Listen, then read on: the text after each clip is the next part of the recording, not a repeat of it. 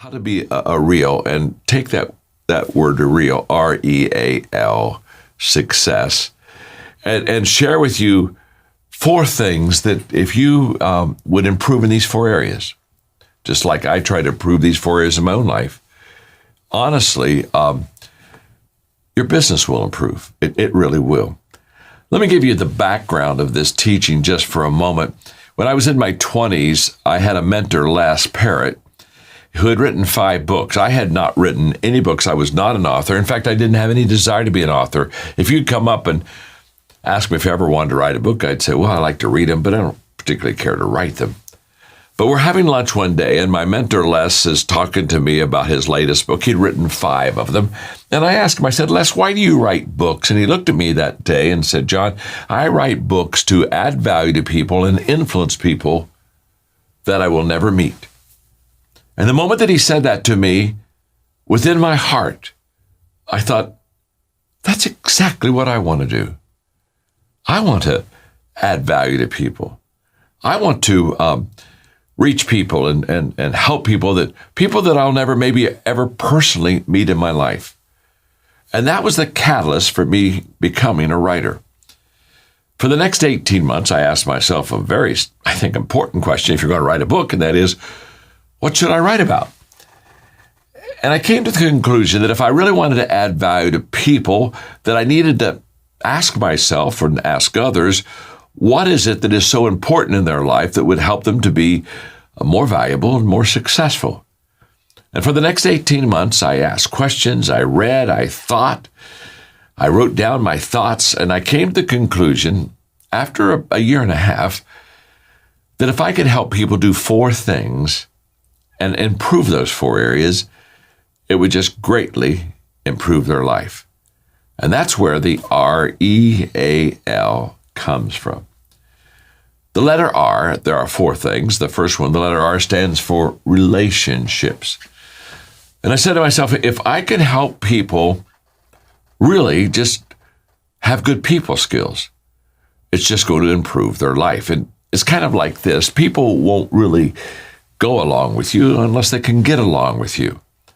And so I made a commitment that in my writing of books, and I've written 83 now, I made a commitment that I would help people learn how to get along with people. Stanford research says this: your success, my success, anybody's success in this profession, 87% of our success is people knowledge, and only 13% of our success is product knowledge.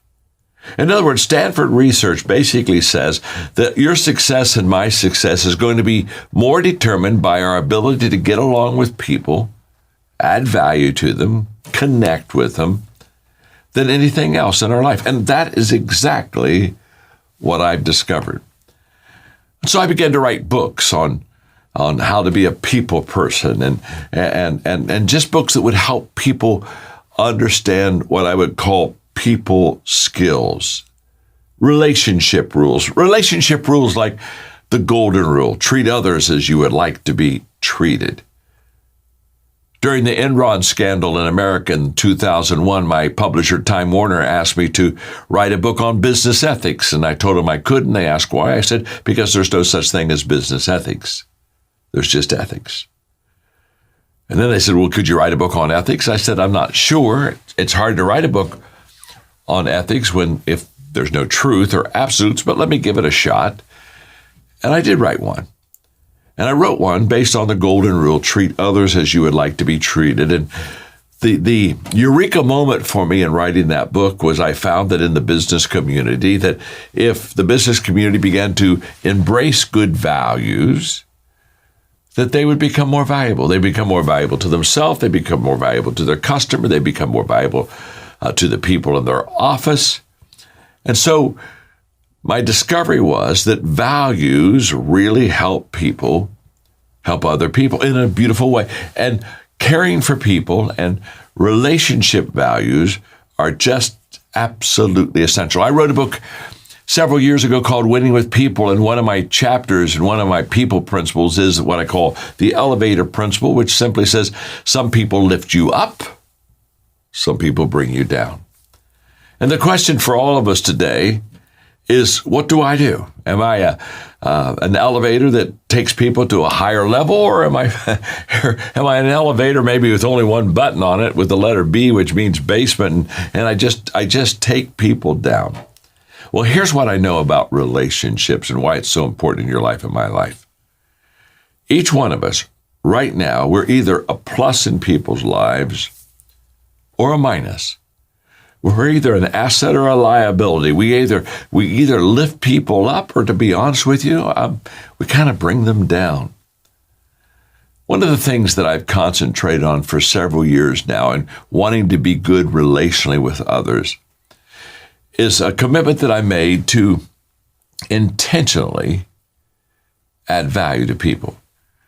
Now, I say the word intentionally because I think it's a key word. And what I mean by that is, I think that we are born selfish. I know I was.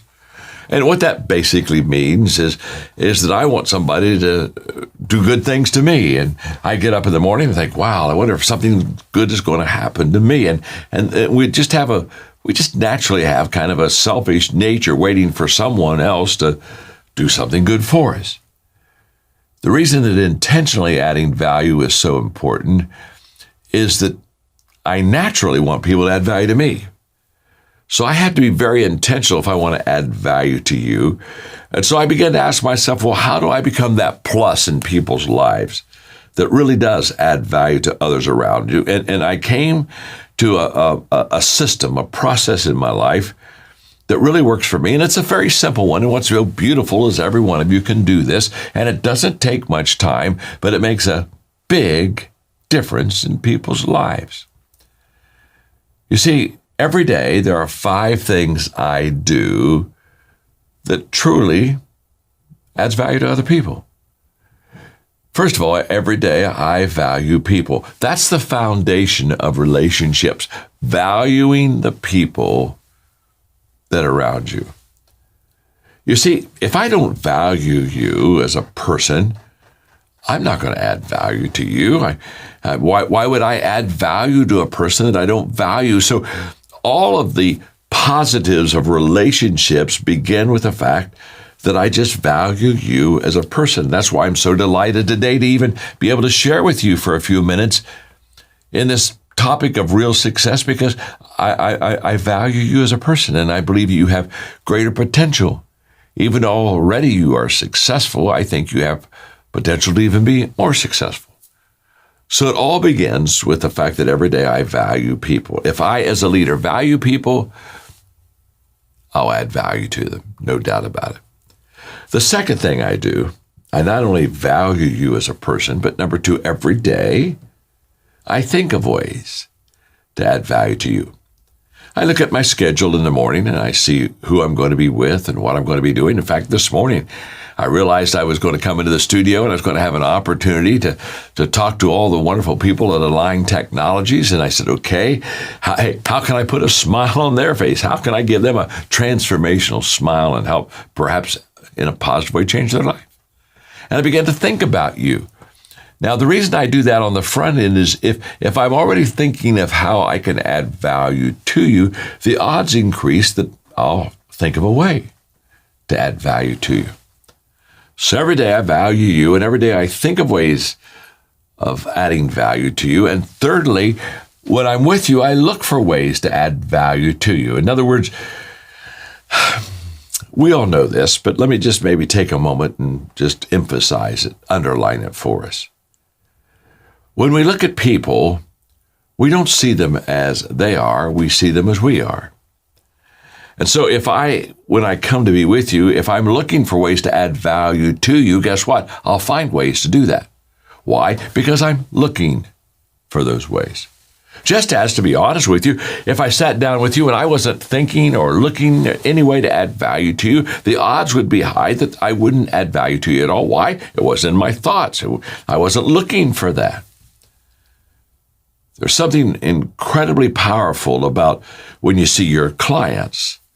You're looking for ways to not only help them, obviously, with your smile and your practice, but to help them, just to help add value to them. So you're looking for ways to, say the right thing, do the right thing that just would add value to them.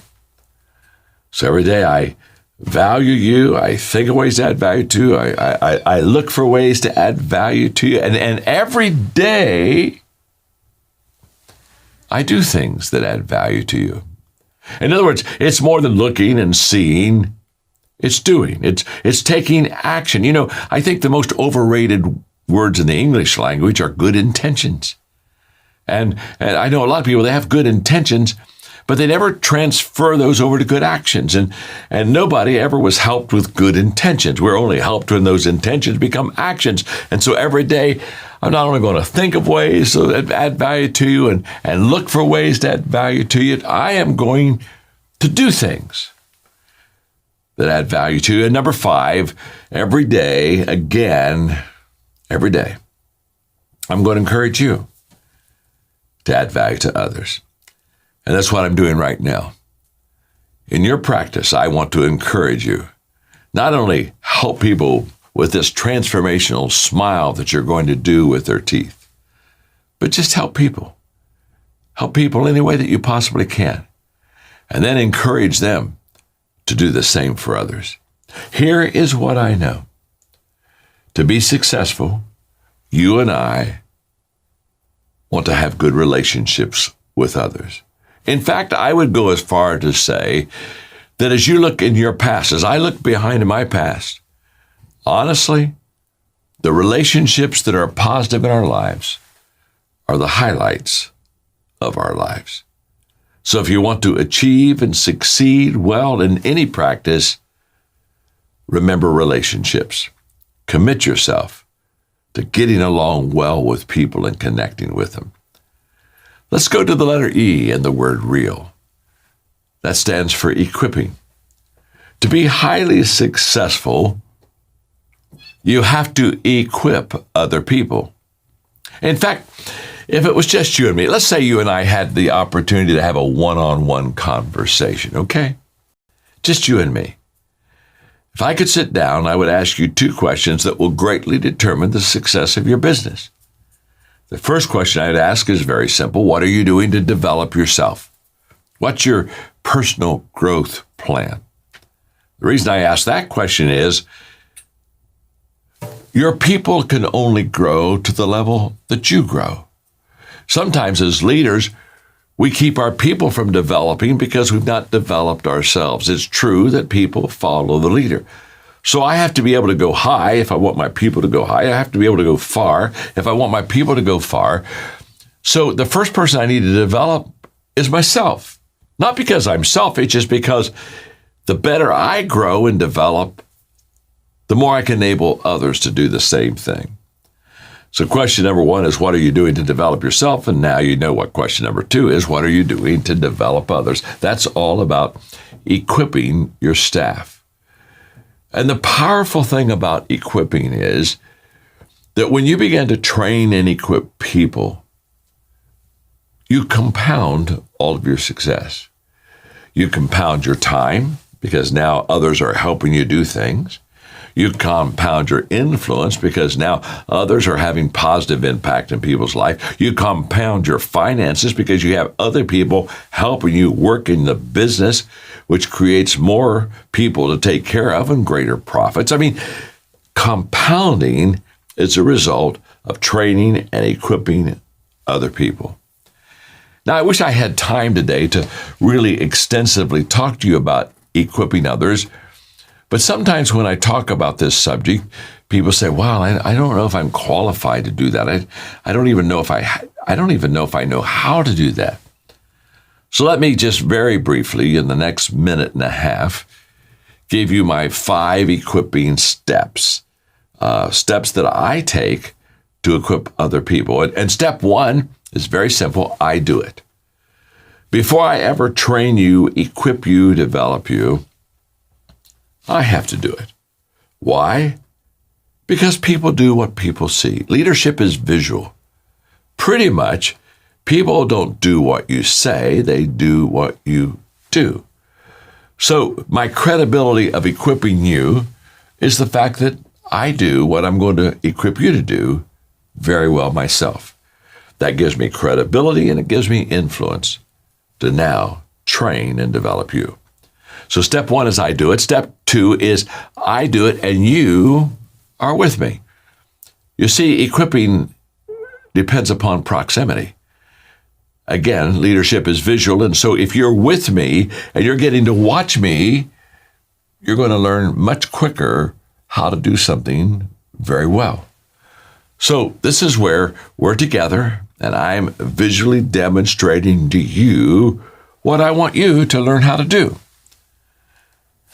Step 3 is now you do it, and I'm with you. Isn't it interesting? There comes a time when I literally, this is a water bottle, but there comes a time where I hand that baton off to you and you take it. And now all of a sudden, you're doing the work, but I'm still with you. I'm watching you. I'm coaching you. I'm tweaking you. Every time we're finished doing a project, whatever it is, you and I may sit down for 15 minutes and we may just kind of review what happened. And now I'm sharing with you maybe how you could even do it more effectively. But again, we're together, but now you're leading and I'm observing, coaching, and helping you. Step 4 is you do it. There comes a time you don't need to be with me. You know how to do it, and so you go. And that's always an exciting time for an equipper because now all of a sudden I have not only myself doing this job, but you're doing it too. So we've got 2. Now we're starting to add. We're starting to really kind of compound in a small way our success. Now, most equipping stops at level 4. When you can do it, what I've taught you how to do, it's kind of like, okay, I've done my job, and I go focus maybe on someone else to equip. But there's a 5th step, and I don't want you to miss it because this is the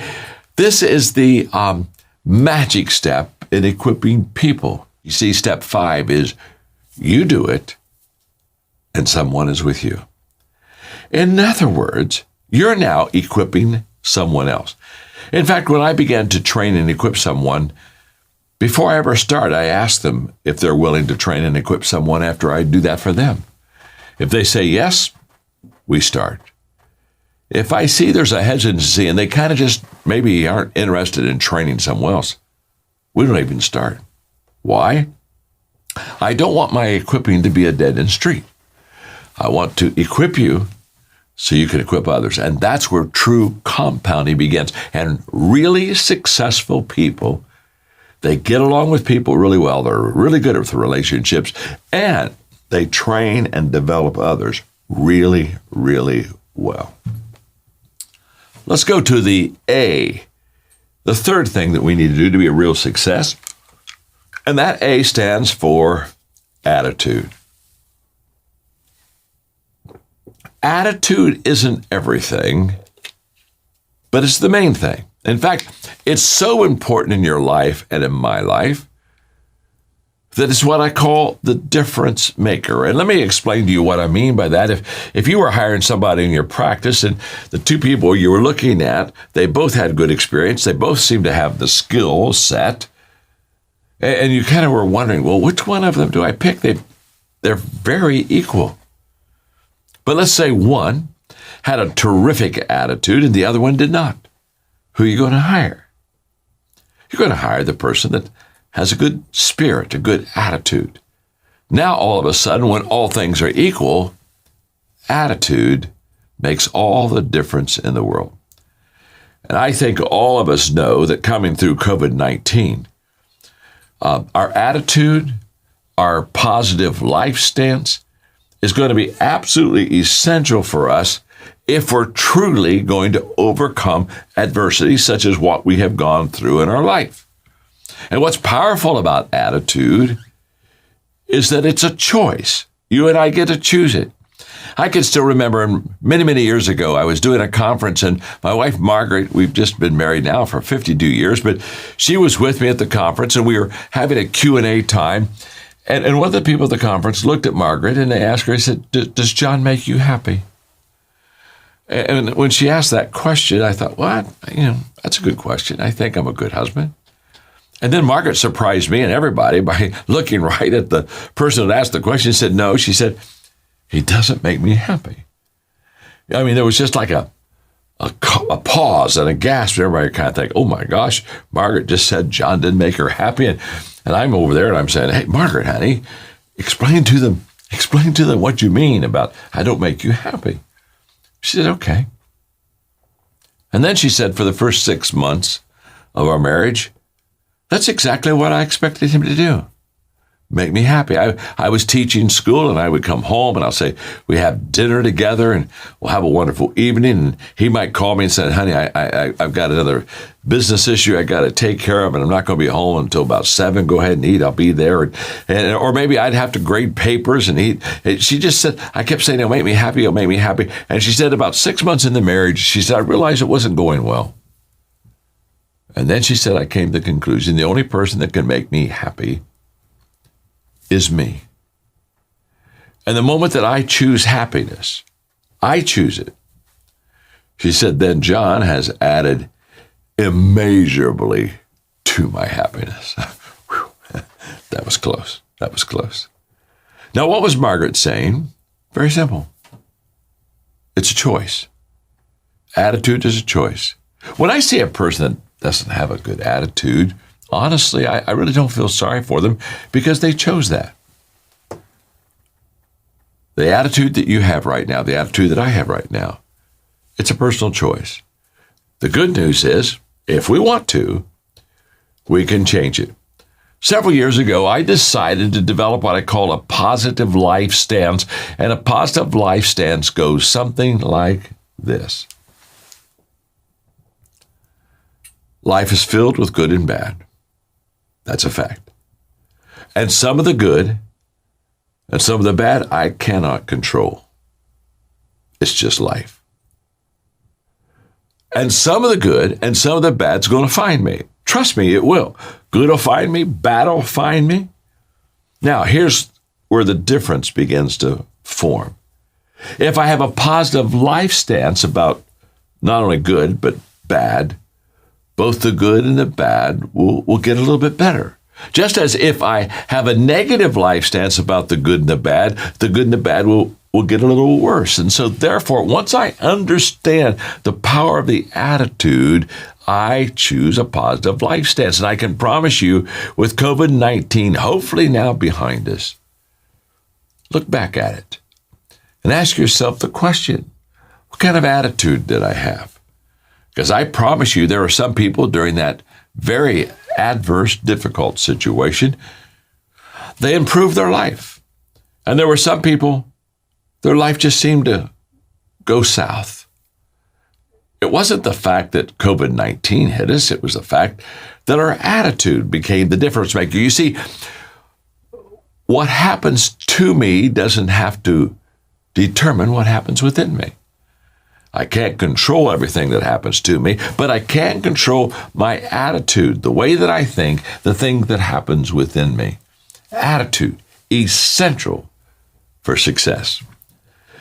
Now let's just review for a moment before I give you the last part of success. Relationships.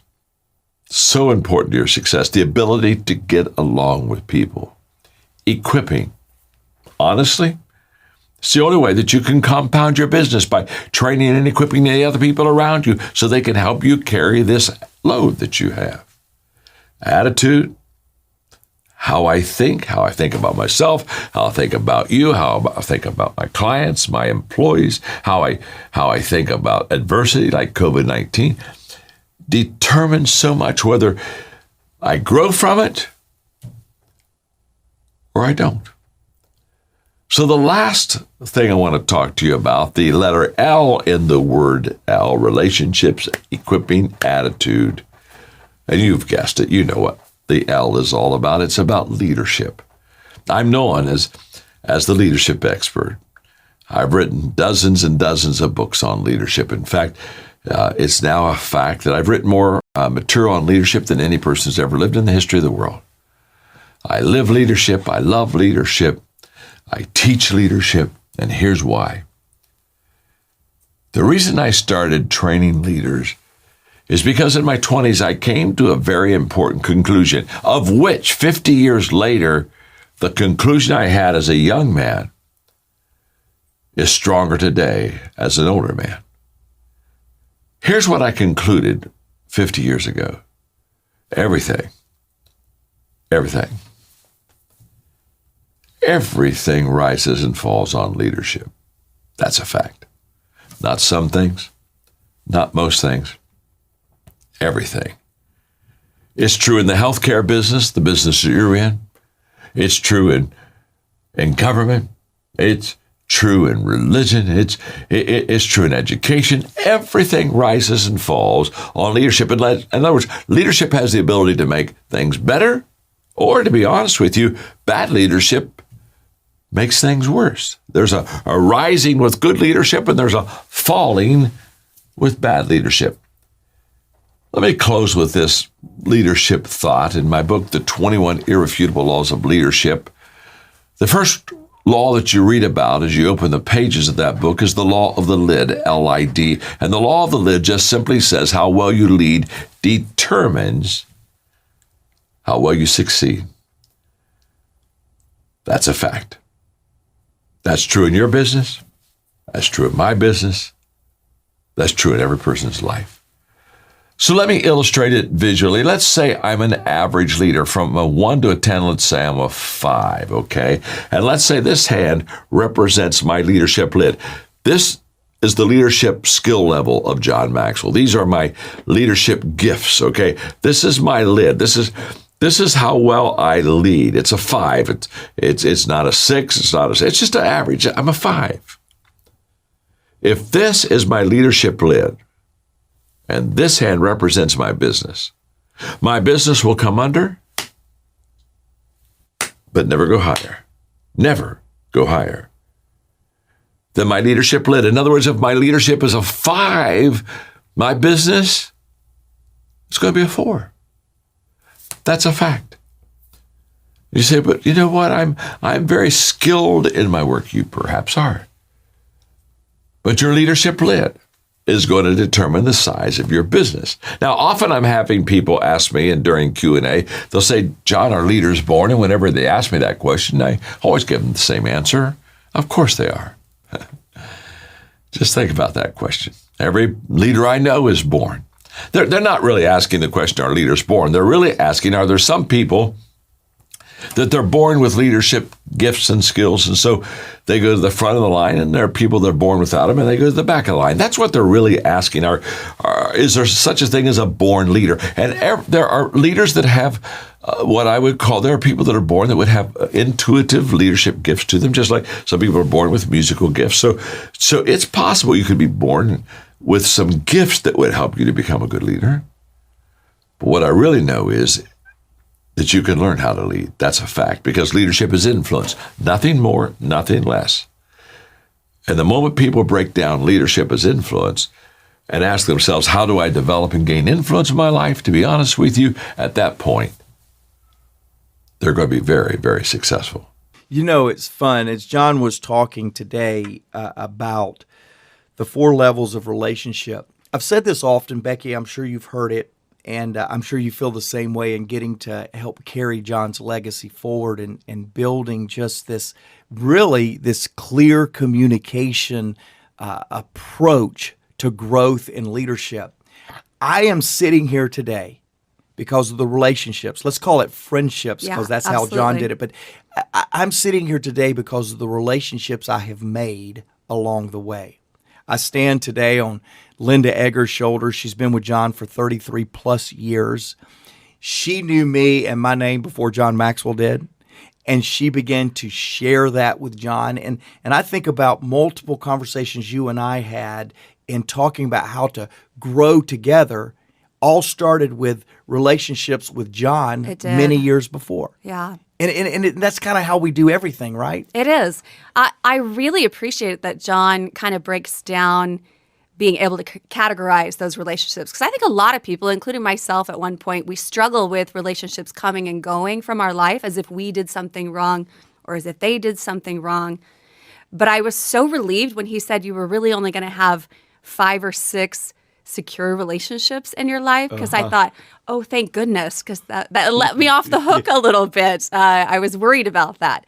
But I think all of us can relate to that. It comes with seasons, and those relationships do as well. But being able to connect with people is a gift that it's not something that most people are just gifted with. It's something you intentionally have to do. I mean, I remember, and just like you, we have kids that play sports and we follow them around, and our lives become their lives and their lives become ours and our schedules. And I would purposely make an effort to get to know the parents of these kids, and so that there was always a family or a tribe, which we're all longing for. But it was my way of forcing myself to really make connections to where anything you practice, anything you prepare for, you'll get better with over time. You know, you mentioned that standout statement for you, that secure relationships. You only got 5 or 6. I loved right there at the end where he said that any relationship that is significant, we're talking about the law of connection, the 4 levels of deep relationship. He said they're going to have seasons or time periods, I think is how John said it, of going through each of this surface, structured, secure, solid. And I wonder, for me and podcast listeners, perhaps this applies to you, but I wonder how many relationships that I did not give a chance to because they felt stuck in one of these 4 levels. Yeah. You know, I'm not a surface guy, but I love surface things. I love to have a good time, but I have a better time when I know there's a little bit more depth to that relationship, or potential depth. And then yet I also think sometimes I get so intense in relationships that I don't enjoy this, or I don't allow others around me to enjoy that surface part of it because I'm just so intense. Yeah. It's interesting because even surface, I think today, as opposed to even 20 years ago, because John even makes a reference at the grocery store, those kind of things. To me today, the perfect example of a surface relationship is social media. Yeah. I mean, how many times do you have friends or they follow you and they think they know you and you think you know them? And I mean, you actually someday meet them in person and you feel like you know each other, but it really is surface, because how do you truly know someone through social media? It was an experience, or they follow you, whether it's because they like the content or they just find you entertaining, or whatever it is. But to me, today, that's probably a really great example of a surface relationship. Yeah, and you know, the other thing that really struck me as John was talking is this idea of structured relationships. Yeah. Don't we all have this opinion that relationships should just kind of be? We should let it morph. It should just be natural or organic. And yet John gives us permission to be structured in our relationships. Yeah. One of the coolest things, you've been in settings like this as I have, one of the greatest things of John, in my opinion, is how when he's sitting down at dinner with someone, or when he's preparing for dinner with someone, he sits down, and now in his phone, it used to be a little notepad, he would sit down and think of the questions that would inspire relationship to develop around that table. And think of the intention. Yeah. I mean, again, John is the epitome of this. He teaches us just by example all the time. But how many times do we just sit down on a plane, at dinner, next to someone, and we just want to internalize, we just want to be in our own head, and to have that intentionality that you're going to create that conversation?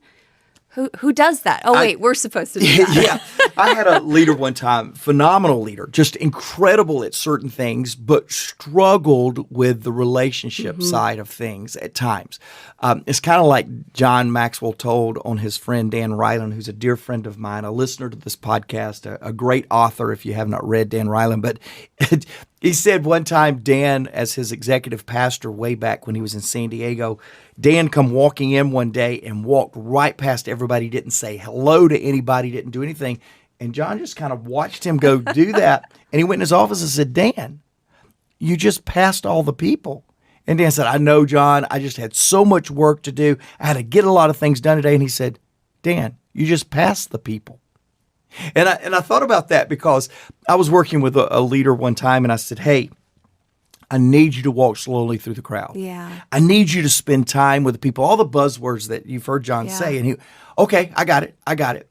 And so I'll never forget, 1 week later, I got all of these texts. I was traveling a lot then as well. And I got all these texts and said, man, you're not going to believe it. This leader was incredible. Came by today, really acted interested in my weekend. It's a new day with this leader. The second week, you're not going to believe this. The same exact thing. It's almost like a brand new person. The third week, I got the text said, hey, you might want to tell this leader to pick a different time of the day because now I'm starting to feel like a calendar schedule rather than anything. Exactly. But the point is this. I believe that great leaders, great relational leaders are structured in their relationship. They're incredibly intentional. You would never know the amount of intentionality John puts into those dinner conversations because while it's very structured, he doesn't lose the relational component of it. Yeah. And I think he's practiced that so much that it's not even practice anymore. I mean, his intentionality has become a part of his DNA. And isn't that where we're all trying to get to? I feel like as we do that, it's interesting how John talks in this particular lesson even about how leadership is all about the people. It's not about you. And it's very easy to forget those things sometimes. And for me, the statement that I have to remind myself is if the people are the why, sometimes we have to be careful that we make the reason why we do things. We also make it the reason why not to do things. Meaning, let's say I want to build a business because I want it to be able to impact my family and I want to give them more options. But then every time they have a book fair sale, I have to be there or I'm not willing to make the sacrifice. So I make the reason why I do something. Sometimes that's the excuse why not to do something. Because I can't take time away from my child in order to go build this business. But then I want them to be able to someday pick the college they want to go to, not the one I can afford to go to. So there is a give and take there. And I think in leadership, we do that same thing with people. We say they are the reason why, but then sometimes we bypass it because we're making it the reason why not to. Yeah. When you go to this next point of secure relationships, so we talked about surface, we get caught up in this, man, this is not going anywhere, and we don't cultivate it to get deeper, and we lose perhaps could be a very long-term relationship. Yeah. But then we go to this structured and we get really intentional with it. Well, now John's talking about these secure relationships, and you've already mentioned that there's 5 or 6 maybe in your lifespan. Right. But how incredible is it when you're around that person and it just secures you in that relationship? There's nothing better. And in work life, especially those of us that are leading teams and are part of big teams, it becomes a dog eat dog, or it becomes a corporate ladder to where we're trying to climb it faster than anybody else. We're trying to compete with people rather than complete people. Yeah. All the buzzwords, and yet in these secure relationships that John is teaching, these very few, there's nothing better than feeling secure in a relationship, especially even a work relationship. Hey, we've got this. We're going to make it happen. I agree. I've also found moving from a secure relationship to a solid relationship, there's a difference in, because secure, we usually surround ourselves with people that like the same things, or maybe they're of the same faith, or they have the same politics, or it's comfortable and it feels safe as well. I think where you can move secure to solid is you're not just moving with people that are for you or you fight the same fight. Sometimes it's the opposite. So there's an intention around that comfort zone. And you and I have talked a lot about that comfort zone because we've made a lot of changes in our lives to push us out of that comfort zone, whether we wanted to or not. Right. It took us that way. But when you're okay and can feel a safe space with people that you don't even agree with, to me, that is probably the most solid of all those relationships where you can disagree about politics, you can have different faith systems, but how you value people, how you conduct yourself, and then being okay with disagreeing, I can't think of a more solid relationship, let alone a marriage. Yeah. I mean, show me a marriage where they agree on everything, and I'll be like, you guys live in make-believe land. Exactly. And that sounds amazing, but I don't think it really exists. That's exactly right. Get your head out of the clouds. Yes. Get your head out of the sand. Stop lying to yourself. Yes, because I love it when John talks about when he wrote the book Failing Forward, and he was going on a 10-day cruise to see the fjords of Norway. The fjords of Norway. And he goes, right before we started going, I realized it was 10 days, and it only took God 7 to create the entire earth, and we're taking 10 to view the fjords of Norway. But then he makes this funny statement that I laugh every time. He says, and so Margaret and I talked, and we went on the 10-day fjord of Norway that trip. Was the discussion. And he said, we had a discussion, but she won. And then he follows up and says, anybody that doesn't believe in compromise has not been married for very long. It's true. So let's go now to this last segment, which is solid relationships. And John made a couple of points here where a long-term relationship begins to develop, complete trust and confidentiality exist. And I know this is where all of us want to get to. And can we get to it in a work environment, or is that just kind of reserved for solid relationships at a very personal level? And I just believe and am experiencing that solid relationships can work in the workplace as well. Yeah. I mean, I think you and I are a perfect example of that. I mean, obviously some of our experiences allow us to connect to that. But I've shared things with you that I've shared with maybe 2 other people in my life. And I know we've done the same thing. So there's definitely a common connection there. But I think the basis of that are... because it's really easy for us to want to surround ourselves with people that just cheer for us all the time, agree with us all the time. But those that challenge you, but do it in a respectful way, the feeling of growing with people as opposed to agreeing with people is such a better feeling in the long term and the long run. And that's really where you can put those relationships. You know, I would say, and you included, it's not just the people that cheer for you the loudest. It's also the ones that can laugh the loudest with you at yourself at mistakes. I mean, mistakes that would mortify the public to know that we've made.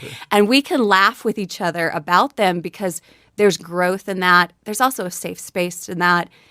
We've understood it. We've experienced it. And I hope everyone has experienced that. What's really hard is knowing that there are people that haven't.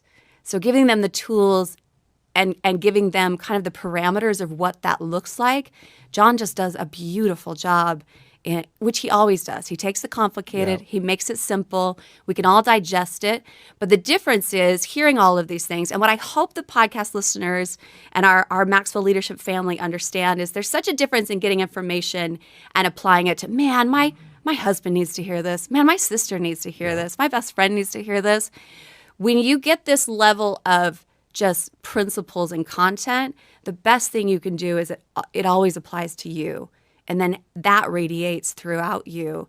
And for me, that's been an ongoing process. There's still moments that I still want to fix everybody around me, realizing, oh, no, that means I need to fix myself even more. That's exactly right. That's exactly where it goes back to. Well, you know, and I'll close here, but let me say this. When you talk about... You made a great statement there that I want to expand on just a moment here. You said it's really important that we determine to grow with people rather than agree with people when we're talking about the solid relationship piece. And John said this. He said, when conflict is handled incorrectly, he said this in the teaching today, when conflict is handled incorrectly, the relationship will digress. It will go back. But when conflict is handled appropriately and correctly, the relationship will always go to the next level. And I thought, how true is that? One of the coolest things, Becky, I'll never forget this, when we were trying to figure out how do we structure a way for us to go build something, to build John's legacy together. And you said, Mark, let me tell you this. When you have a challenge, bring it to me, because that's when I will respect you the most. Absolutely. And you've lived up to that. When there is something that we don't agree on, and we don't always agree, when there's something we don't agree on, and I bring that with care and candor, like we've talked about many times on this podcast, when I bring that in a way, it always strengthens our relationship. It always takes us to that solid place. And I wish everybody could understand Me that because too. the people that can't handle conflict, they think the relationship is unstable in Yes. moments of conflict rather than realize the significance But of you it. realize what that says subconsciously. It says, I don't trust your maturity level to handle me bringing you this. So for me, when you bring that to me, all it does is reaffirm your belief in who I am, what I can handle. It's actually a confidence builder instead of the same. So emotionally getting to a place where someone trusts you enough to bring that to you, even if it's at first it stings, knowing that someone respects you enough to bring you some of the biggest problems in their life or the biggest conflicts or the biggest disagreements, you really have to take that as a compliment that someone recognizes what you are capable of. Boy, that's so true. It reminds me, I was looking at, if you're watching the video, you saw me. I'm looking through, there's a helpful quote here from John O'Donohue. He says, real friendship or love is not manufactured or achieved by an act of will or intention. Friendship is always an act of recognition. And I believe we're truly recognized when we can, with security, give a point of view that not everybody else in the room is sharing. Yeah. It's too many times to where we're not really recognized because we're trying to fit in. We're trying not to become chaotic in our opinion or disruptive in a Absolutely. leadership team. And yet what John O'Donohue is saying is friendship is always an act of recognition. Now he has pushed this to the next level, in my opinion, of how do we develop solid relationships. Our standout statement today for you would be this: working together means winning together.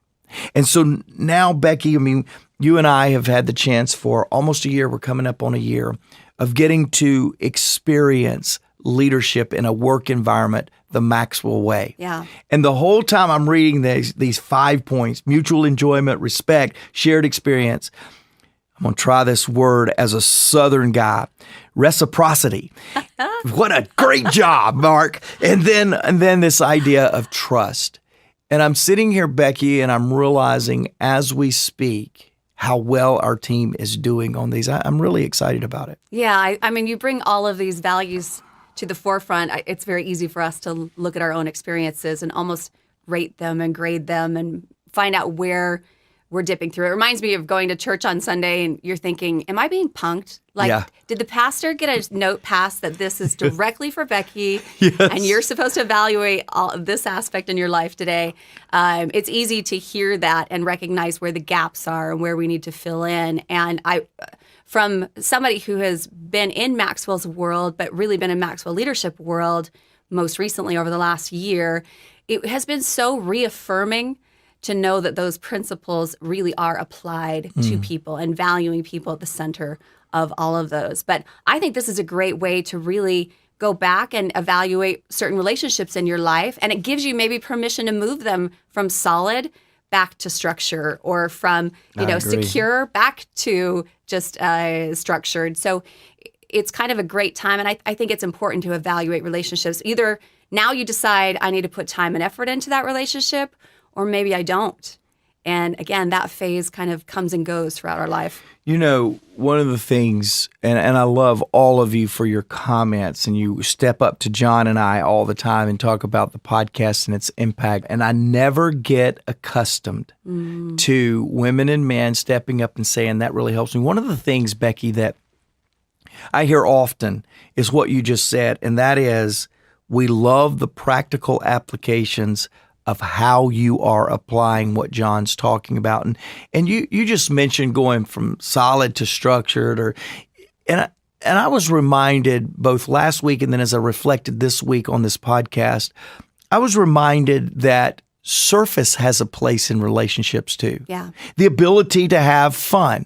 In fact, John says in one of the 5 signs of solid relationship, mutual enjoyment. Yeah. The ability to just have a good time. We opened up our Florida offices. We've had a team and a presence down there for many years, but we felt like we needed to up-level our team dynamic, our brand, our image, and what we're trying to communicate in our Florida offices. And this idea of mutual enjoyment, Becky, I watched as you flew in from Utah. I watched as Deb and Gino flew in from New York.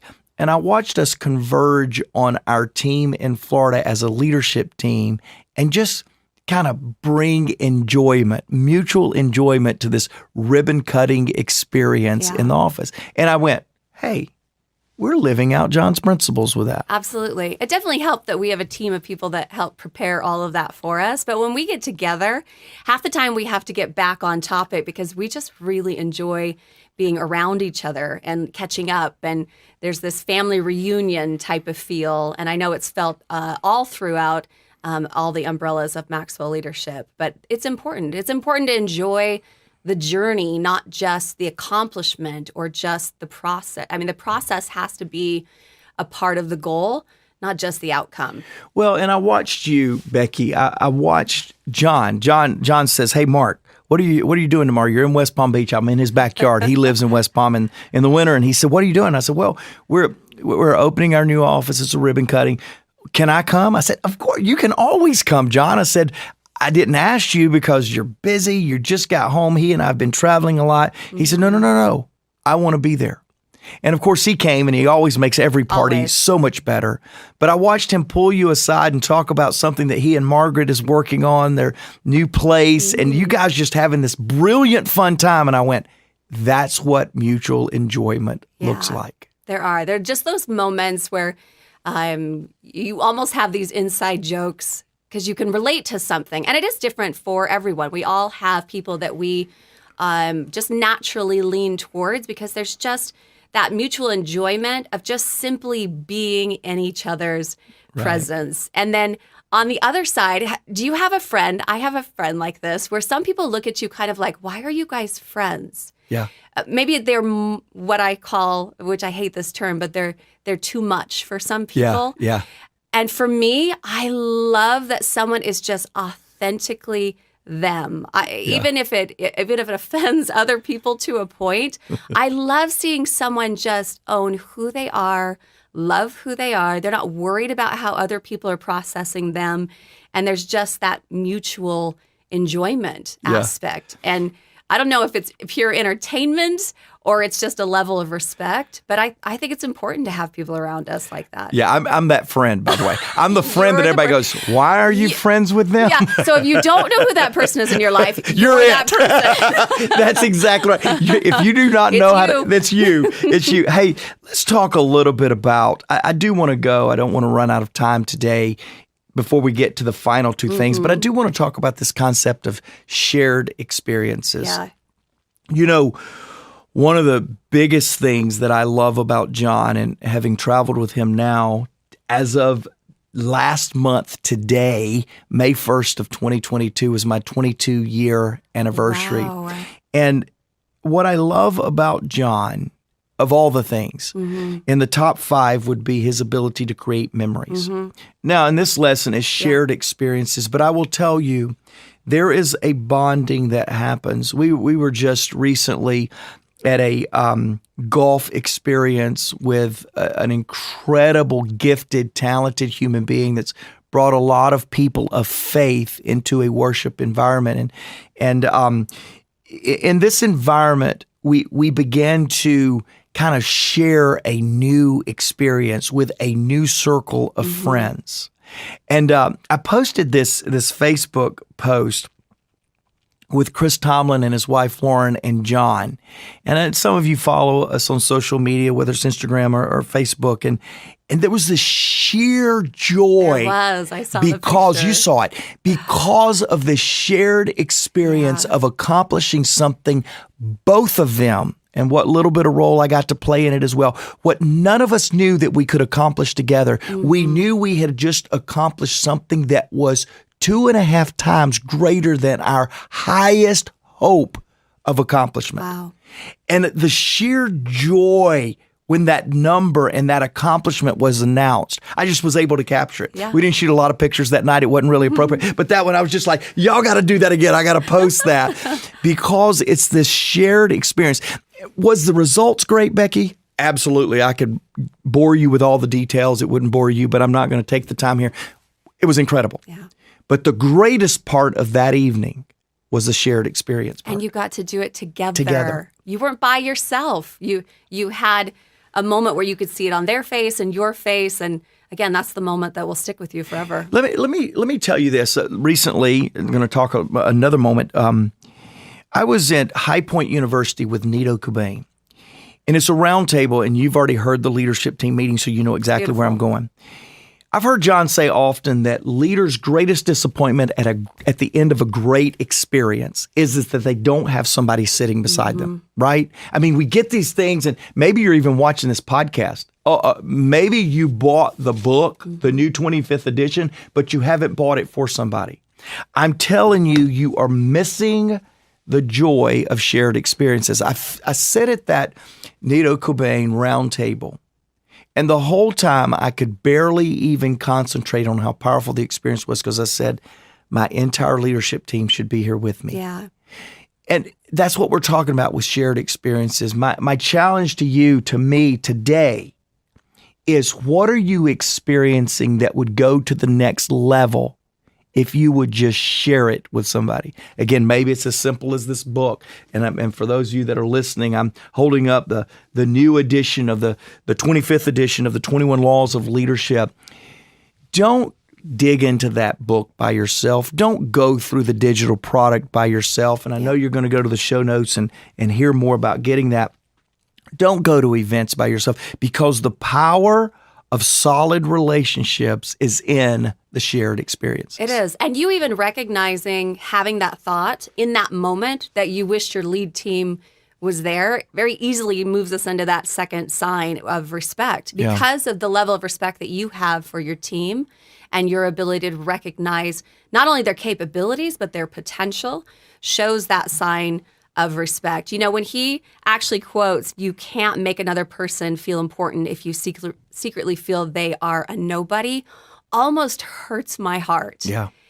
That not only is that happening, but that we've all done it at some point, if we're honest with ourselves, and recognizing that everyone has something to contribute and that we can learn something from everyone. I mean, that's just the basis of that foundation. But in regards to your lead team, they have proven to you time and time again who they are, their heart of their intentions, what they want, that your vision always aligns, which means you're on the right path. But that respect is reaffirmed through time. It's not just something that happens one time, I think, in this signs of solid relationship. It's something that's reaffirmed through growing experiences. Yeah.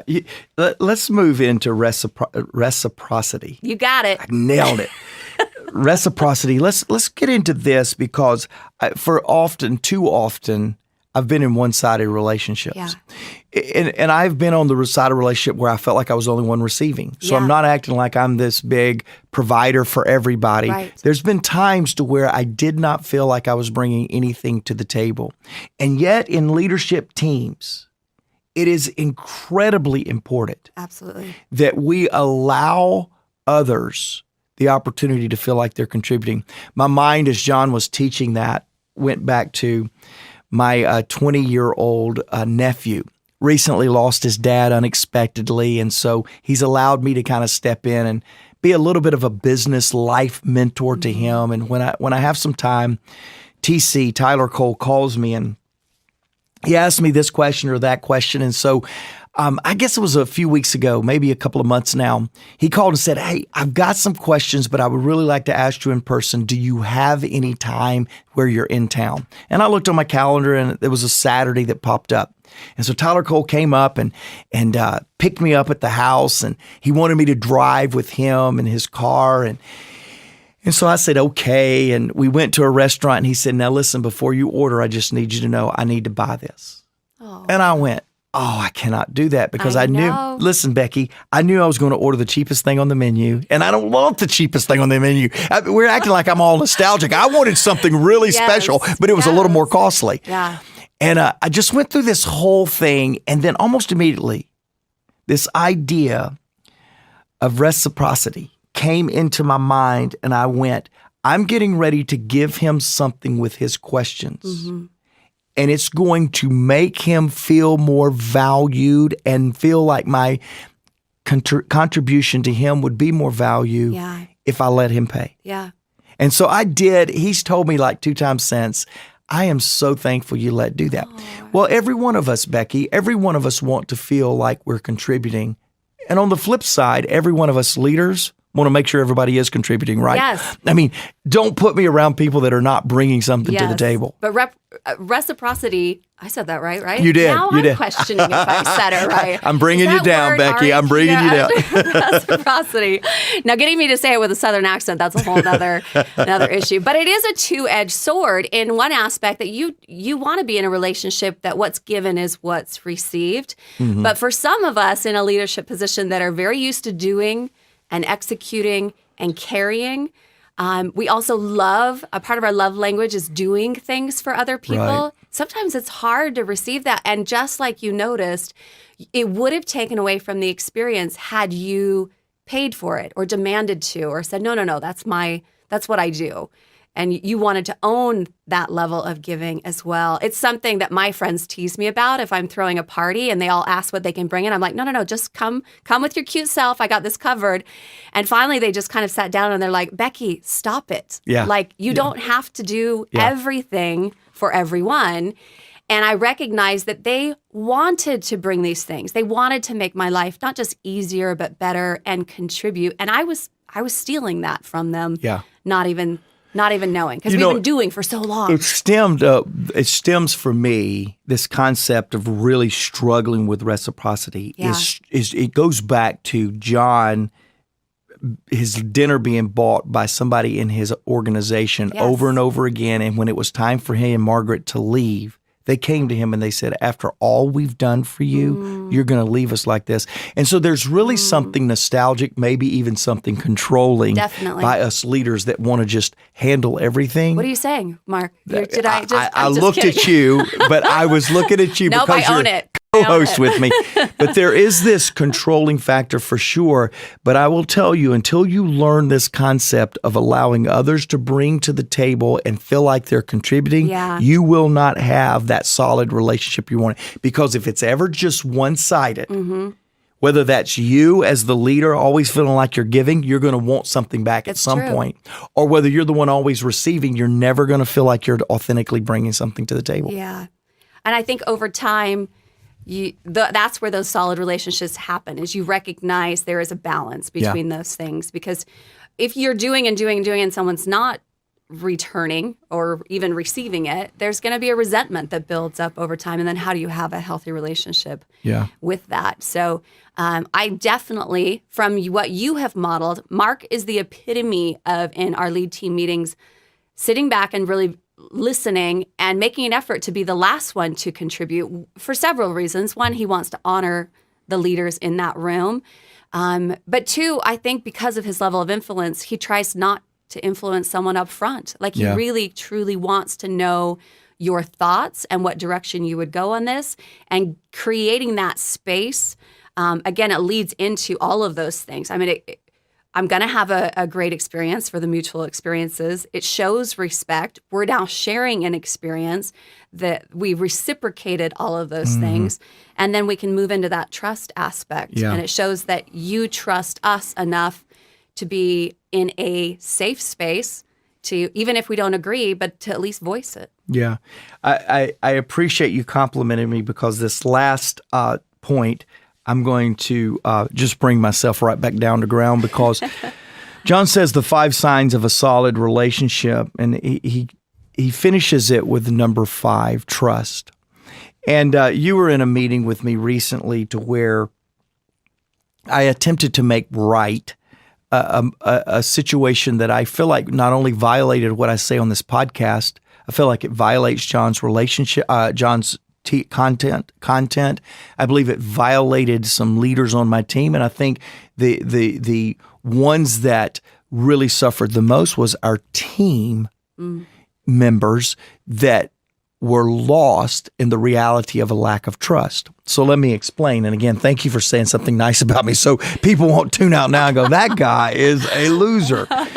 But I realized something. We teach around here, Becky, and you know this and you live this, that when you ask somebody to do something, whether you empower them for a project or a position, we established that we vetted everything we needed to vet when we assigned or empowered that responsibility to that individual. And so trust is at the all-time highest it can be. It's Absolutely. at 100%. Yeah. John calls this, for all of you podcast viewers and listeners, John calls this putting a 10 on everyone's head. You have a 10, you have a 10. It's yours to prove that I was wrong in putting a 10 on your head. We do the same thing with trust. Yeah. If we have properly vetted, interviewed, or observed a human being to join the team or to take over ownership of a project, they deserve 100% trust. Yeah. Well, I violated that.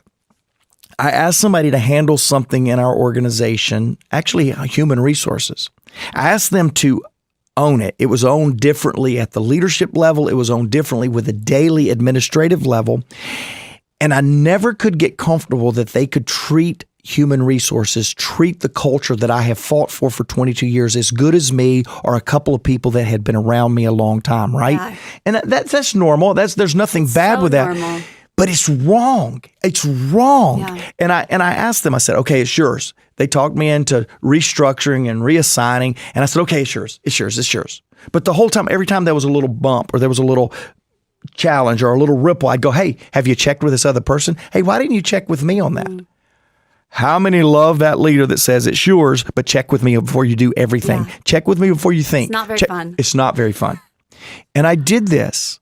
And I did it over and over again until that leadership behavior by me began to wear out the team's ability to feel comfortable in what they knew to do to help people.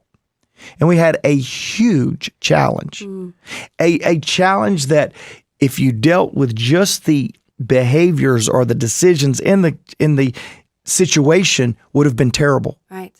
But fortunately for me this time, I wish I could get it right every time. Fortunately for me this time I went, whoa, wait. I don't want to talk about the details of messing it up. I want to talk about what caused the missteps in the first place. And what I discovered was it was my inability or my lack of determination or my lack of commitment to give trust on the front end. I was waiting for trust to be earned. And by doing that and micromanaging that, I, the senior leader who had violated the trust commitment that I make with people, had created the problem. Yeah. Now, you said in that meeting, you watched our team really rally around that. But I think my biggest point that I want to make here is that truly for there to be solid relationships, for me, Becky, for you, for our team, for you, podcast listener, podcast viewer, you will not have solid relationships without this trust factor. It's true. And I don't believe trust is earned. I believe trust is given. And I believe trust is established after the leader extends trust. Yes. But so many times as leaders, we go, you got to earn my trust. Right. And in leadership, I don't believe that's It's accurate. got to be opposite. So I agree. The same way that optimistically, you always give people the benefit of the doubt until they prove you wrong, and you might have to adjust some boundaries. I think trust should be the same way. Yep. And when we are equipping leaders, I mean, if you have a team of people that you're equipping as well, being able to give them that is everything. It's also how they see themselves through your eyes. So what you're allowing them to do is what you're telling them you believe. I'll give you an example. I'm a huge University of Utah fan. My husband's alumni. We go to every football game. We buy way too many tickets, even if they're winning or losing, but I love it. Coach Whittingham, who is the head coach, there was a young man one year. His job is to just punt, return. Like that's all he does. Catches the ball, runs it back. They punt it, he catches it, they run it back. For people that are not football fans, I'm just breaking it down. Try not to get too technical. This young man had broken almost all the records at the school for punts returned. touchdowns. I mean, 100-yard touchdown, which is almost unheard of in football altogether. Well, there was one particular game where, again, punted off, he caught it, he ran it back, and it was like a 98-yard touchdown. And right before the end zone, sometimes these young men do the celebration thing where they throw the ball back under them. And he had done that. So in his mind, he had crossed the goal line and had thrown the ball back. Well, the ref, nobody blew their whistle. Everybody in the crowd's going crazy. They're yelling, they're screaming. There's a touchdown. And the ball is on the ground. It's a live ball because he never crossed the threshold with the ball, which is an actual technical touchdown. One of the kids on the other team, I mean, this is like 30 seconds, 60 seconds, ball's just on the ground. Ref is just standing there looking at the ball, not blowing his whistle. And one of the kids on the other team realizes that's a live ball, picks it up, runs it all the way down, and the ref calls a touchdown. Wow. The whole crowd, it was silent. Have you ever been in an arena with tens of thousands of people and it's completely silent? This was that moment. Now, everybody in the crowd, after watching it on the big screen, thought, you better kick that kid out of the school, let alone off the field. I mean, they were just ready to take him. Coach Whittingham, as a leader, knew, because guess what happens after a touchdown? Somebody kicks the ball again, and you have to return this kick. Coach knew to put that kid right back out on the field. Wow. I don't think there's a moment he'd probably been more mortified or questioned his ability or his ego had been bruised. I mean, it was probably the lowest of the low moment. And Coach Witt said, nope, this is your job. Brush it off. You get back out there. And you should have seen everybody in the crowd. Like, I'm pretty sure they booed their own player when he came back out. It was that bad. And that kid had to catch the ball. But as leaders, it's so easy for us to say, I'll pick it up, or I'll adjust, or I'll just make other arrangements. But imagine what it says to that young man to say, no, you made a mistake. Yeah. That's all that was. Yeah. And to give them that self-confidence and to push them through. I mean, that gives you so much perspective in life. I mean, whether that's your child or that's, someone in your leadership team. But trust on both sides has to work. So they've proven through time that you can earn more trust, I think, that you can give them more. They're capable of more. You've been able to see that with your own eyes.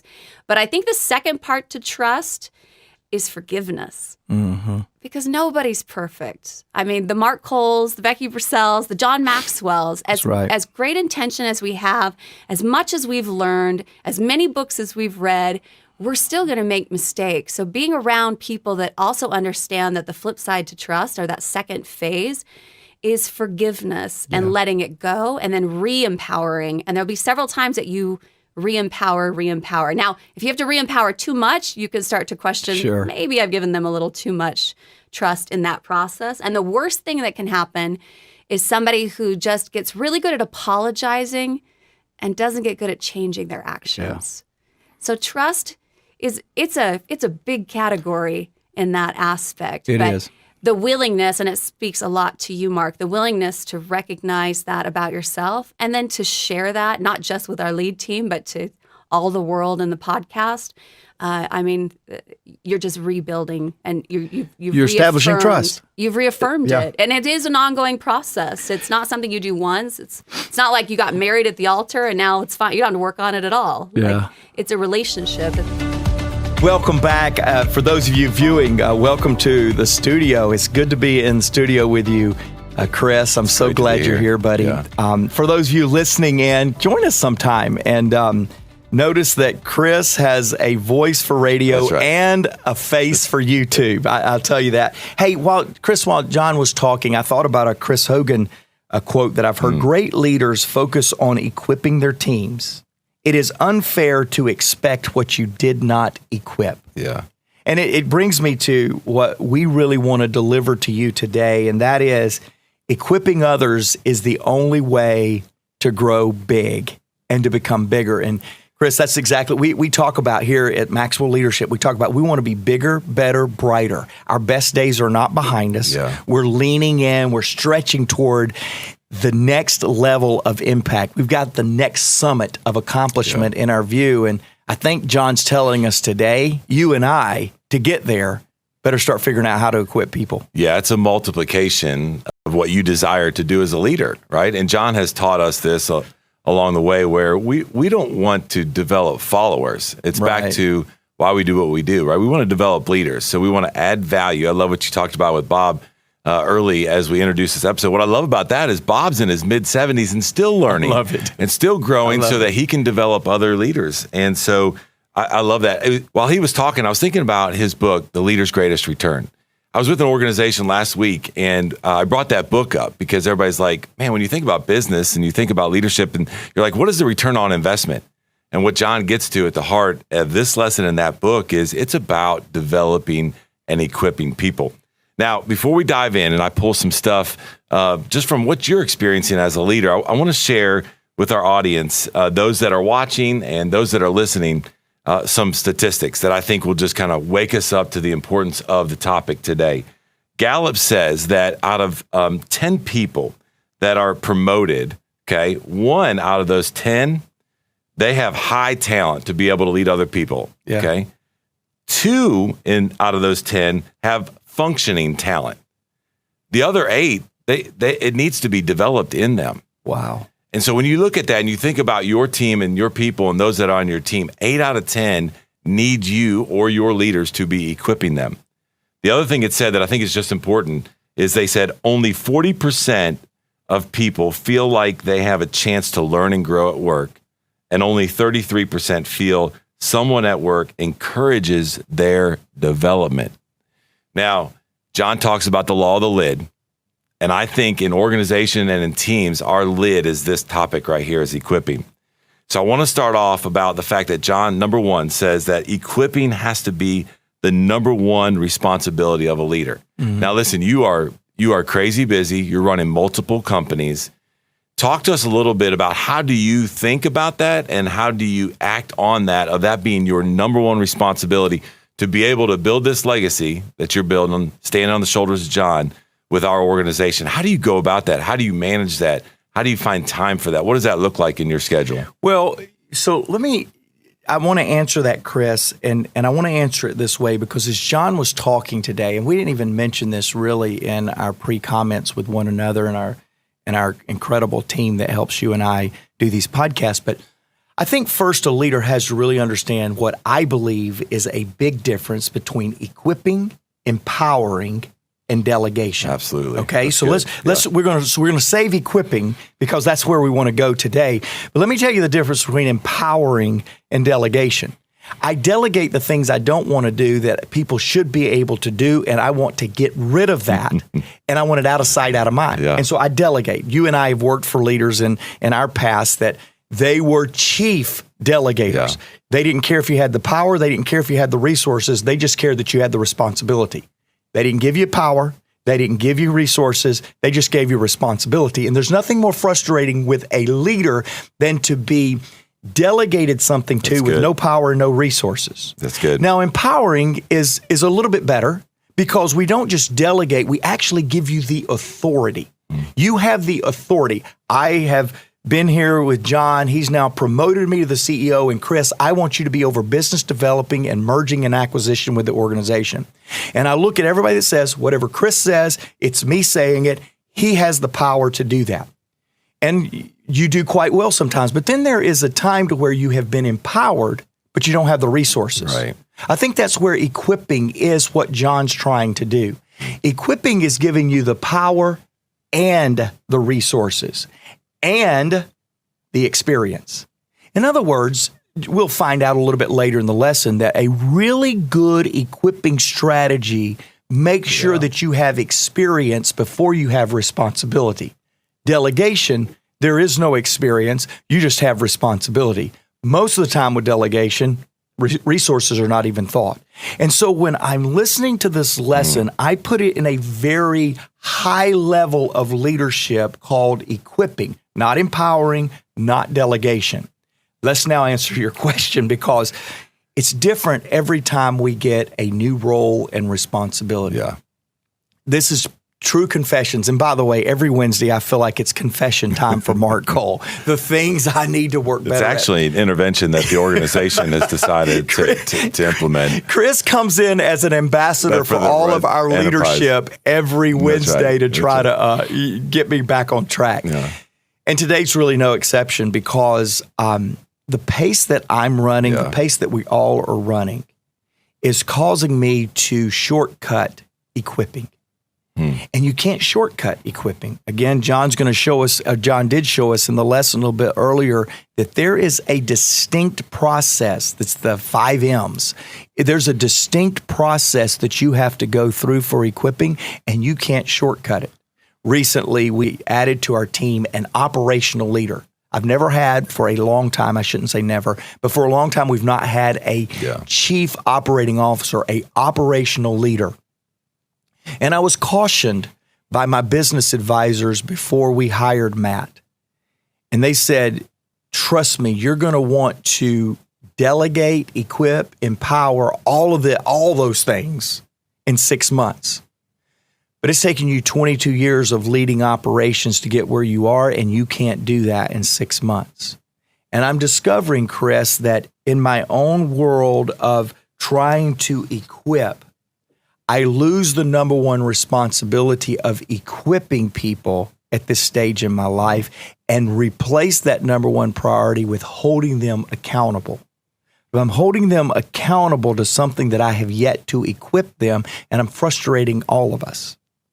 And that's where I think that every leader has to understand when they move to the next level of responsibility, and they want to get to doing the things that their new appointment is requiring of them, they still cannot shortcut or reprioritize the fact that all leaders need a number one priority of equipping others. Yeah. It's interesting. You just talked about frustrating others. When you were going through and you're talking about, and I love this, you were talking about the difference between delegation, empowerment, and then this equipping. And what I loved about it is I was like, oh, it's an aha moment for me personally, because you were talking about these differences. And for me, I was like, if I go down this route of someone delegating something or empowering me, there's more frustration in that from my leader to me that I feel towards my leader than if there is true equipping. And then you just added on top of that where you talked about not only do I need to equip them, but then I need to make sure I stay in equipping and not just holding them accountable to that. And I thought that was a great illustration for that. You know, I before we move to the next point, Chris, I mean, John gives us 3 questions here in this point. You may even have some comments on this, and I want you to make them because you've been in the organization a long time. But I mean, think about if every leader that's listening to this podcast or watching it would do what John challenges to do right now. Mic drop, podcast over, go to work. And it's these 3 questions. How much time do I spend weekly equipping others?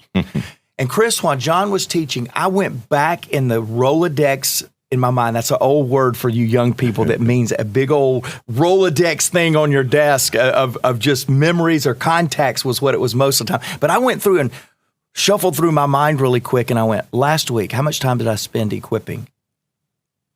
Oh, it was that silent in my mind.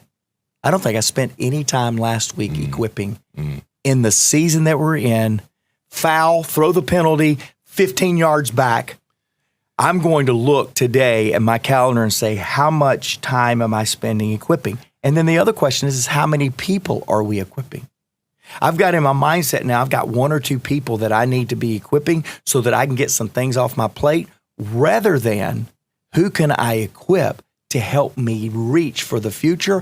I'm trying to equip a select few to help me with my present challenges. And as CEO, if I don't keep equipping people for our future rather than equipping people to get my current schedule in check, I'm going to lose the ability to grow bigger. That was convicting to me, dude.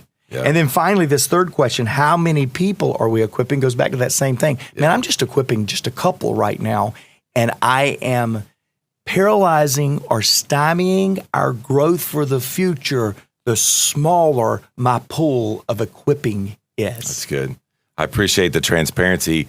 I'm going to jump in this boat with you because as I listen to John and even now just our conversation, I feel convicted as a leader inside the organization when I look at those questions. And so no doubt one of the takeaways for you, whether you're watching us today on YouTube or you're listening to us, is to really get alone and answer those questions transparently.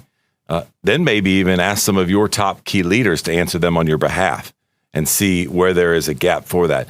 Here's where I was thinking when you were just talking about that. I read an article some time ago where Harvard Business Review said 85% of the time of most successful leaders, they interviewed and studied 200 leaders across the board. I don't know the filter of what they decided, but 85% of their time was focused on the EQ side of leadership, the emotional intelligence and connection with their people. 85% of the time. Wow. You and I are sitting here saying we're convicted because we don't even know if one day we spent. Now, did we do some emotional intelligence connections? We did, but did we get specific about the equipping side? I don't know that we have. And so I would challenge each and every listener and viewer to really have a conversation with yourself about that, because that's how we do multiply the impact of what you want to do. Now, and let me go to that. I'm so sorry. No, you're fine. Go ahead. Jake, just pause the clock because we got so much to talk about. But right before you were a part of this same conversation, Jared Cagle's in the studio with us. He helps me with content. He helps us all with content. Right now, he's helping John with this new book, drum roll. You can't wait for it. It's going to be The Laws of Communication. Can't wait to open that up. And he was talking about John jumping on a plane. We both got an international trip that we're preparing for currently at the time of recording. And John taking time to make sure that he spends time equipping somebody that is going to give him back some things that he needs on this trip. I was recently on a trip with John and Jared where John was laying out with Jared, these are the things that I need. This is what will help me. And then he's following up and saying, hey, as Jared said in studio a while ago, 10 o'clock a.m., 10 o'clock a.m. I'll tell you, it wasn't news to Jared. 10 o'clock may have been news to Jared, but that the timeline was coming wasn't, because a month ago we were on a plane and I heard John preparing Jared for that. You never get to establish, back to me and you playing the conviction card, you never get too successful in life that you don't have to be intentional in equipping. Yeah. This weekend's expectation of Jake, have it to me by 10, began a month ago on a plane of equipping because there was intentionality around equipping. So you made a point there that, equipping is important, but intentionality around that equipping is the thing that's going to make it feel less like delegation and unrealistic expectation, because intentionality and due diligence was done in the equipping process. That's good. And not only intentionality, but in that story you're just talking about, the why behind 10 o'clock is coming, right? Because then if you explain the why to the team members and you bring them along in that process, it doesn't feel like a project, a timeline, a delegation. They feel part of it. So I love that. Now I want to move on to point number 2, which, by the way, we're not going to cover all 4. Jake doesn't let us cover all the content once we're in here together. But I love this because I think you have to then communicate the priority of this to the organization. You know, the last question that you just reviewed for us that John talked about is, how many people then are they equipping? So in this conversation, you're my leader. So your question to me is, how many people are you equipping in order to help us accomplish this mission, this vision we're after? You said this statement. I want to share this with our audience. In one of our leadership team meetings, you came in and you didn't even say hello. You didn't even say, hey, how's everybody's weekend? Whatever. You came in and you said, all right, here we go. You couldn't be here today. Who's sitting in your seat? Wow. Yep. And all of us were like, don't pick on me. And you were just like, go. Who is it? Chris, who is it? Right? And so, Becky, who is it? Whatever. And I was like, man, like that. Yeah, that's so good. If we were doing this in a way that we should be doing it as leaders of our organization, we would have it right there. But what you were doing was you were implementing and living out this, hey, I'm going to communicate. This is a top priority for all of our people. So talk about that. Talk about the desire that you have as a CEO of the enterprise to make sure that your people and that you are continually emphasizing and communicating the power, and not only the power, but the need, Because it's so critical to be developing and equipping your people. Well, it's so funny because our podcast family is going to think that I'm just this cutthroat, going to kill everybody, cut everybody out, fire everybody kind of leader. I don't think I'm like that, but No, maybe you're not. I need to go check, because let me You're tell you not. why I say that though, Chris. A week ago today, I'm in a meeting with two of our leaders. You were not even in the meeting. And I said, guys, who's your replacement? And they looked at me like, what? And I said, oh, by the way, if something happens to me, who's my replacement? What are y'all going to do if something happens to me? Yeah. Now, that's kind of fatalistic, right? And it's so funny that you just reminded me, I'd forgotten about that. You reminded me of a meeting several months ago where I challenged every leader. First thing came into the meeting was, hey, who's your replacement? What are you going to do? And then I just had that same conversation a week ago.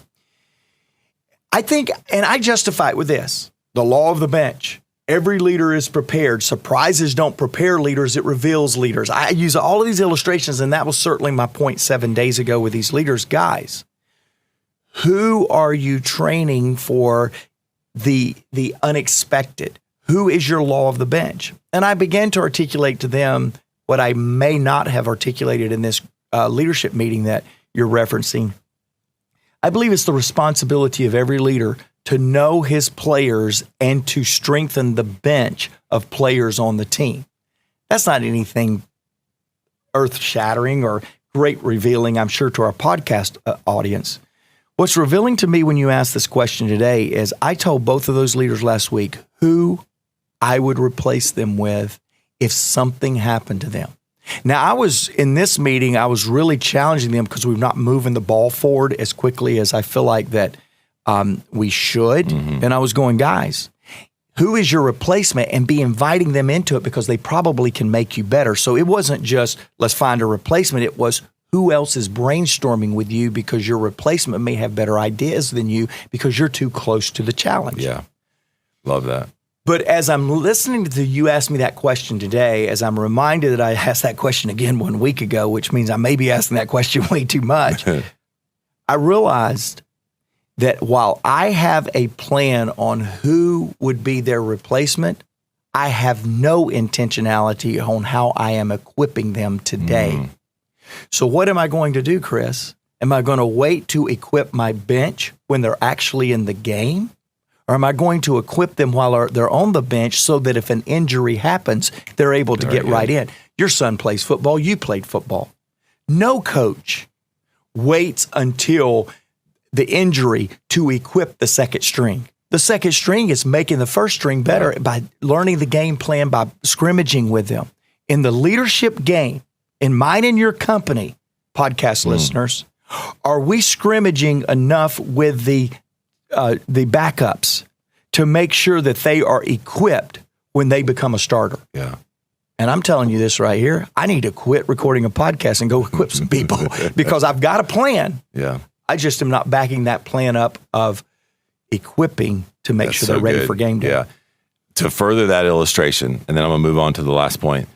You look at, now we're biased, we're in the South, so we're big SEC fans. When you look at the level of schools at the highest level in the SEC, the reason they're successful is they have a bench that is ready to step in at any point in time. Yep. Injury, draft, next man up. And they talk about that. So do we run our teams like that? Do we run our companies like that? You and I are sitting there shaking our head no together. And but I was doing that just for our viewers, not for our podcast listeners. I didn't want the podcast listeners to know. Yeah. And so I love this, right? You got to be communicating this because it has to be a priority, not only to you as a leader. You got to I'm not going to cover point 4, but John lays out an incredible model. Yeah. And the first one he talks about is model it. So leaders, before you go communicating this, you need to be modeling it so that then your people understand what that looks like. And that's the first step of the 5 M's that John gives us. Okay, now last point. All right, I really want to hear from you on this because you and I, we have a bent towards this. And John talks about we have to develop a relationship with those that we equip. And I think this is critical. This is the foundation, I think, to all influence. We call it, John calls it level 2, and the 5 levels of leadership that increase your influence by developing relationships. You cannot equip somebody and you cannot pull the best out of them and have them lead at higher levels unless you build a relationship with them. Yep. which is why leaders, you have to be very careful, depending on the size of your organization, how many direct reports you do have. Right. Because everything we're talking about here today, you can't do 7, 8, 9, 10 times your direct report. So be careful about that. Talk about you and how you lead and equip people by starting, because I know you do this so well, with the foundation of building a relationship with people and why that's so important. Yeah, and thank you for giving me a lot of kudos on it, because I do believe that it is a strength of mine. I today, in admitting that, and hopefully not coming across as cocky or got all of that together, I must also admit that while it's a strength of mine, I'm not so sure it's a discipline of mine right now. And I believe that if you find something that you're very good at, you got to have the strength and recognize it's a strength, but you've got to have the discipline to keep it present when situations, responsibilities begin to shift around you. I was reminded of that recently. I was invited to stand in with somebody that used to work on our team, Chris, and I got to be in his wedding. And I went out with one of our teammates that also was in the wedding. And I got to spend, it was an hour and a half from our lodging to the event venue, which is where the rehearsal and the wedding was. So it was about 6.5 hours worth of drive time. And in this 6.5 hours of time, I had one of our leaders on our leadership team in the room, or in the car with me. And what occurred to me as I was on the plane coming home from that experience, it occurred to me how little I had been spending in cultivating that relationship. Now, was the relationship fine? Did we pick it right up where we left it the last time we went to play golf or ski or whatever we have done together recently? Absolutely we did, because of years and years and years of operating in my strengths. But here's what I discovered. You can have the strength, but not the discipline. And without both of them, That's good. You will not be effective in equipping That's good. without both the strength and the discipline to stay in that strength. And thank you for complimenting me. I do think I'm pretty good at that. How long have you and your wife and me and my wife been trying to get on the calendar for a dinner?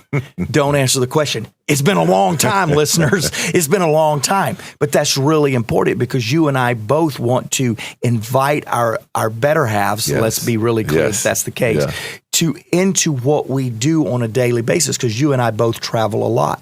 And yet today, as I'm telling this, I have the strength to do that and sit down with you and Sarah and me, you and Stephanie and Sarah would have a brilliant time. But do I have the discipline?